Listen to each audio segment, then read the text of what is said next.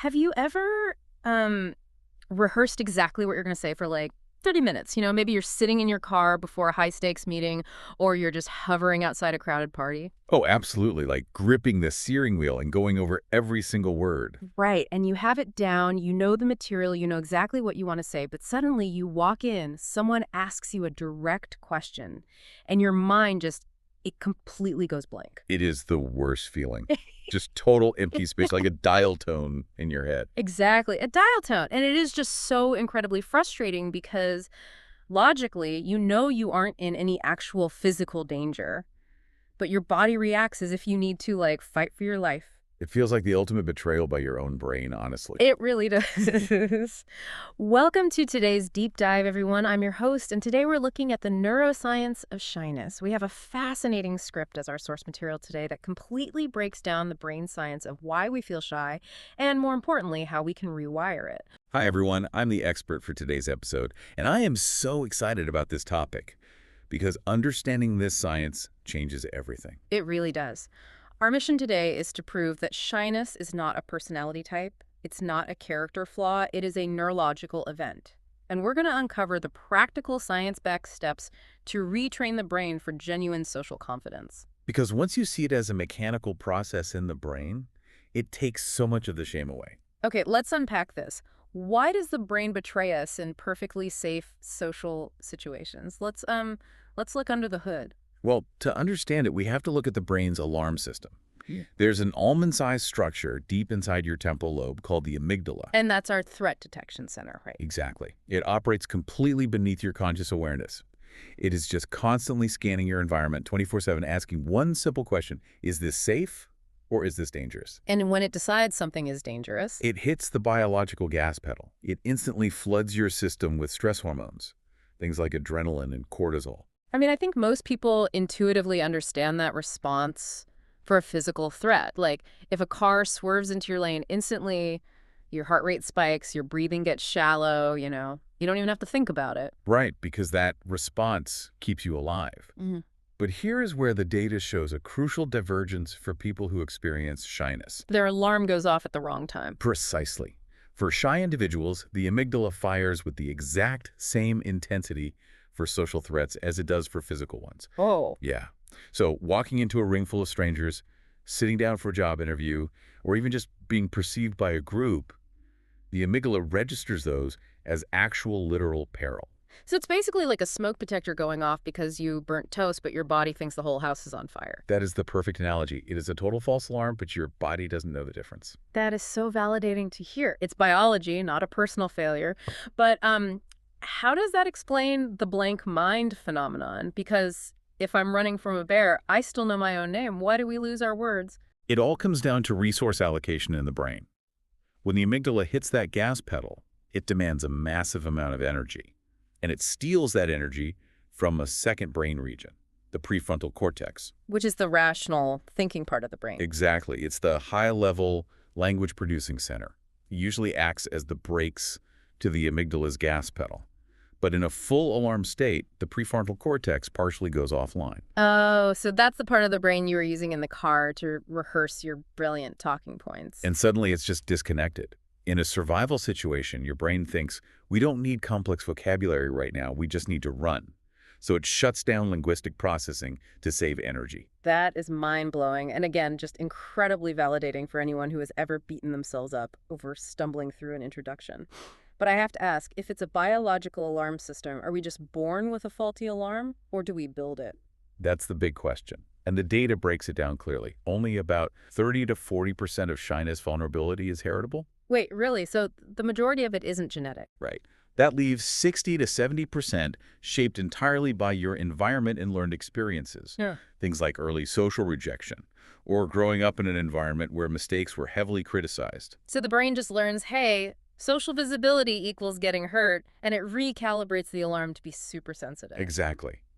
And if we connect this to the bigger picture, modern environments drastically amplify this sensitivity. I was just thinking about that. Social media has to play a huge role here. Massive. The source material refers to it as social comparison overload. When you are constantly scrolling through perfectly curated, highly edited versions of other people's lives, Your brain processes those as social threats. Because you feel like you're constantly falling behind, which Now, feels dangerous. right, it triggers the exact same comparative evaluation circuits as a real-world interaction, but without giving you the messy, real-time practice you need to build social resilience. And we don't exactly help our bodies out either. I mean, so many people live on coffee and zero sleep. Which is the worst combination for a sensitive amygdala.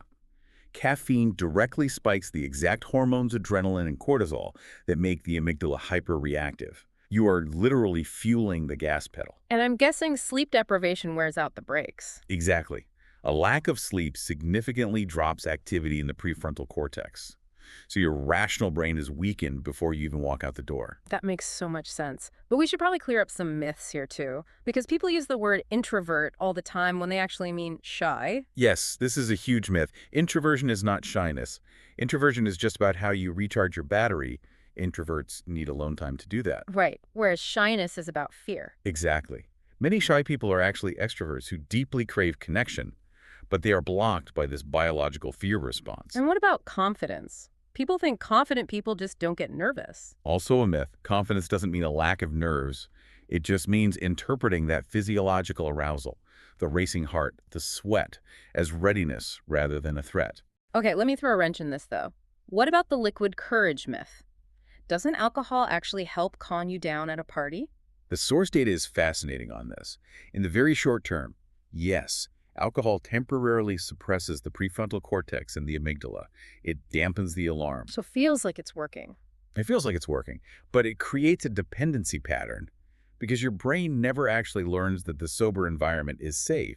It just learns that alcohol is a shield. Oh, wow. So when you don't have a drink, the fear is even worse. Exactly. It reliably worsens your baseline social anxiety over time. Okay, so if we take away the crutches, we have to deal with the raw wiring of a shy brain. And here's where it gets really interesting. Is there a silver lining to having such a sensitive alarm system? There's an incredible silver lining. Brain scans show that shy people possess measurably higher activity in regions associated with empathy, emotional processing, and reading social cues. Wait, higher activity compared to highly extroverted people? Yes, shy people are not socially deficient. They are actually socially hyper-aware. The exact same neural wiring that makes you oversensitive to threats also creates an extraordinary capacity for deep connection. It's like having a microphone turned up to maximum gain. You can hear the beautiful, delicate subtleties of the room perfectly. But the dark side of that hyper-awareness is that your own footsteps sound deafeningly loud. That is exactly it. Yeah. And that dark side often mutates into severe perfectionism. Because you fear performing imperfectly, you think every tiny misstep is permanent. Right. And to avoid those missteps, shy individuals fall into people-pleasing. They preemptively try to prevent disapproval, which just completely erodes their authentic self-expression. Your brain is like a high-performance sports car. It's Yeah. capable of incredible things like deep empathy, but if you don't know how to drive it, you just keep crashing into the fear of judgment. I love that analogy. It's so true. So how do we learn to drive the car? Since we know the brain is highly capable, how do we take our foot off the brake? We lean into neuroplasticity. The brain isn't wired like a static circuit board. It's wired like a path through a forest. So if you walk the fear path every day, it becomes a wide, clear trail. Exactly. Repeated use forms the path. To change it, you have to start hacking a new path through the brush. But to do that, you first have to understand the spotlight effect. Oh, this is where we drastically overestimate how much other people are noticing our mistakes, right? Yes. Shy people overestimate how much others notice their flaws by 2 to 3 times. You think everyone is staring at your stutter, and in reality, they are just thinking about their own lives. It's so freeing to realize that, and the source material has these great case studies of people hacking new paths, like Sarah, the marketer. Sarah's story is great. She was totally paralyzed in meetings, constantly going blank, but she realized her written communication was excellent because writing provides a gap between thought and expression. There are no eyes on you when you write. Right. So she didn't try to suddenly become the loudest person in the room. She just started asking one genuinely curious question per meeting. Because curiosity requires the prefrontal cortex. You can't be curious and in survival mode at the same time. Exactly. And in 8 months, she was leading client calls.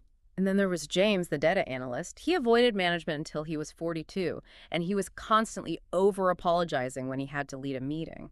Yeah, James hacked his path by tackling the post-meeting replay. Instead of agonizing over mistakes, he forced himself to just one adequate thing he did per meeting. Not a brilliant thing, just adequate. Just adequate. It broke the negative feedback loop. Within 7 months, he had the top engagement scores in his division. And Marcus, who cured his blank mind response in just 6 weeks, using that same strategy of asking one curious question. But let me push back on a common piece of advice here. So the whole fake it till you make it or just force yourself to speak advice, is that actually bad? The research suggests it is highly counterproductive. Forced behavior without an internal shift just layers performance anxiety directly on top of your shyness. So you're just white-knuckling through the panic. Right. Quality exposure beats quantity. So what does this all mean for our listeners? Let's build a practical, real-world toolkit based on the 10 steps from the research. The first step is to map your triggers and radically reduce your goals. Meaning, don't try to change everything at once. Exactly. Track what specific situations cause the response and make your goal tiny. Like Sarah, just aim for one comment per interaction. I love that. Make it so small you can't fail. What's the next step? Physiological reappraisal. When the panic hits, take 3 slow breaths to activate your parasympathetic nervous system. Which puts the body back into a calm state. Right, and then relabel the physical sensations. Tell yourself your body is preparing rather than failing. Just changing that label keeps the prefrontal cortex online. Yeah. What about the visual pressure? That's where voice before visuals comes in. Because visual self-awareness drives the spotlight effect, practice in audio-only settings first.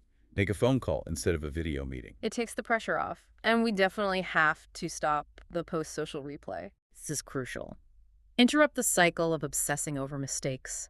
Within 1 hour of a social event, write down one thing that went adequately, just like James did. It really is an identity shift at the end of the day. Think about the power of changing your self-talk from a fixed identity like I am a shy person to a process identity. Yes. Shifting to I am someone developing social ease. It takes the permanence out of it. And think about how often we preemptively apologize or hide behind over-preparation. Over-preparing just signals to the brain that the event is super dangerous. It absolutely does. You leave no room for spontaneity. So here is our challenge to you listening right now. Try just one low-stakes curiosity conversation this week. Talk to the barista. Ask a genuine question in a meeting. Don't script it. Just give your brain a new, safe data point. And remember to be kind to yourself in the process. Always. To wrap up, we want to remind you of the core message today. Your shyness isn't a flaw. It is just a learned neural pathway. You don't need to conquer your personality. You just need to start giving your amygdala different data points. We've established that your shy brain is actually a highly tuned engine for empathy and emotional intelligence. If you stop viewing your shyness as an enemy to be defeated and instead treat it as an overprotective friend that just needs to be reassured, how much of that hidden social genius could you finally let out into the world? I love that. A highly turned engine for empathy. Thank you all for joining us on this deep dive. Start building those new paths today, and we will see you next time.